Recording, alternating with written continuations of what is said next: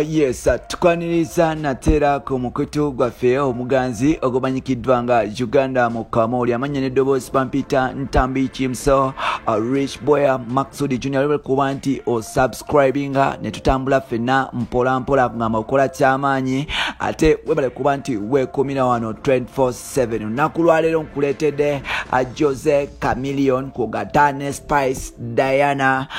Yes, Jose Chameleone ne Spice Diana benkuleetedde nga waliwo ebitambula mu maaso yo obaddeyo kimanyi nti Jose Chameleone ennaku zino ya meketa mwana muwala amanyikiddwa nga Spice Diana.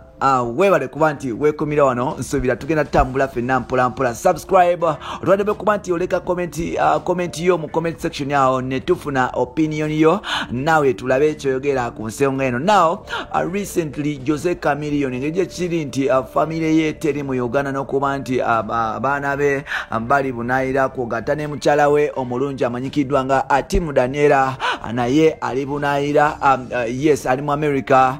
Kimuleetera okuba nti ku mubiri gwe yalina kyamisinga ate nga ng'omusajja ali active oba omusajja emekete oba omusajja ali nomo tekimugana kuba nti atandika okuba nti eby'omu kisenge oba eby'omu kitanda bitandika okuba nti bimubanja. So n'olwekyo mukuba nti bimubanja Jose Chameleone nabwe kityo yasazeewo okuba nti yefunirawo ka baby akapya ate nga akaana ke kamu ku bwana obukyasinze okuba nti bu baby bonyirira mu music industry nga si kalala ye mwana muwala amanyikiddwa nga Hajjala Namukwaya aka Spice Diana. Yes, aka Spice Diana.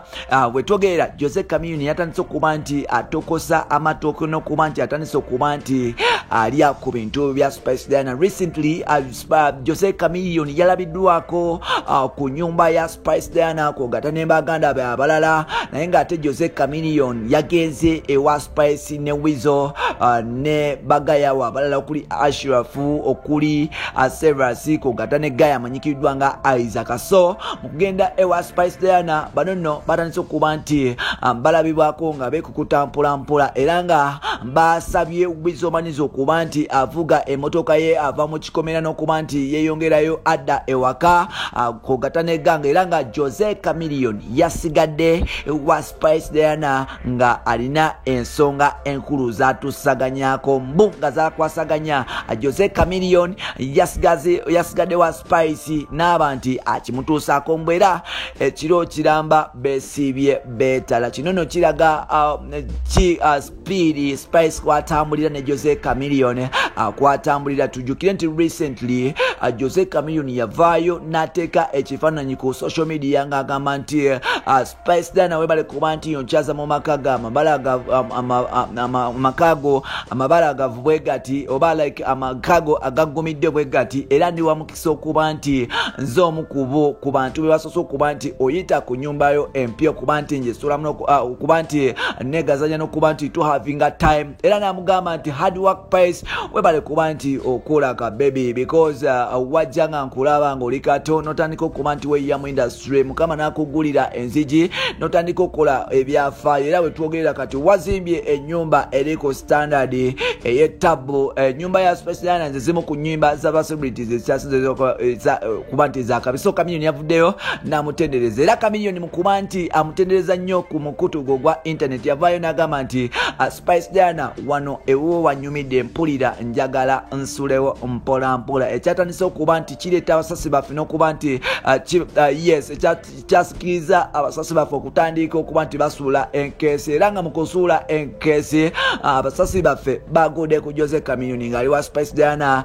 ali eyo akirinze era nga amawulire gonna gakolaga nti Jose Chameleone and Spice bali mu system yemu betwala speed then twera mukuba nti beyagala n'okuba nti Jose Chameleone atandika okuba nti yafuula Spice Diana okubeera ttanuwe n'okuba nti ye muntu amutaasaako mu bintu by'omu buliri Jose Chameleone ne mukuba nti bagenda kulumbe olwa Kasirye Gwanga kuba nti bakungubagira Kasirye Gwanga. Jose Chameleone bwakityo yalabiddwako ne mwana muwala amanyikiddwa nga Spice Diana nga bali bonna era nga kwabaddeko MC Caspat Kugata, Melody Rhymes na Papa CD n'abayimbi abalala Kugata n'abavuka benkugambye era nga bali mu ganga yemwe ekintu ekikakasa ddala abakigato baffe amawulire ge batugambye nti Jose Chameleone ne Spice Diana no beerira ddala mpolampola. Tujjukire nti waliwo era n'amawulire agavaayo recently agalaga nti Jose Chameleone ne Nina Rose mbu beewaako.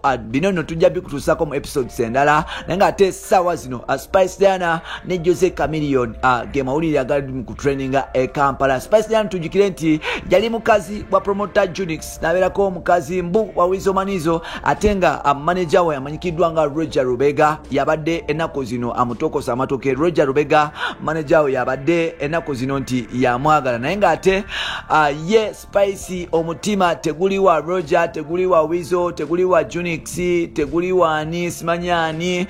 Omutima ye gumugamba nti alina kuba nti yayagala regional artist. Bonna nno bawuulwa ate nga bonna balina mwaka sente so kikulagira ddala nti basobola okuba nti bali bona ate nga engeri gyali nti Jose Chameleone naye ayagala nnyo abakazi abeeru ate nga ne Spice Diana yakola ekisoboka okuba nti afuuka omuzungu kimuwa enkizo okuba nti Jose Chameleone abeera nti akwatakwatamu mpolampola. So n'olwekyo Jose Chameleone ne Spice Diana ekintu kya love bagala kuba nti bakitwala ku next level. Tetumanyi oba Jose Chameleone ebyaddala asobola okuba nti ayagala Spice Diana oba ne Spice Diana ayagala kuba nti akubamu bukubi Jose Chameleone engeri gye yakula nti amulaba ate nga legendary wa tabu. So nasalawo okuba nti amuwa ku bunyeebwa alyeko mpolampola n'obujanjala abeere nti agayagayako okuba nti ameketakako okuba nti Jose Chameleone ayesaako tuzizi tubeere nti otujanjalo twa Spice tukula mpolampola. Tetumanyi oba byebyo. So bino n'ebirala oliwaddemu kuba nti oleka comment yo mu comment section yawo mpolampola ne tugifuna ate ng'oliwaddemu kuba nti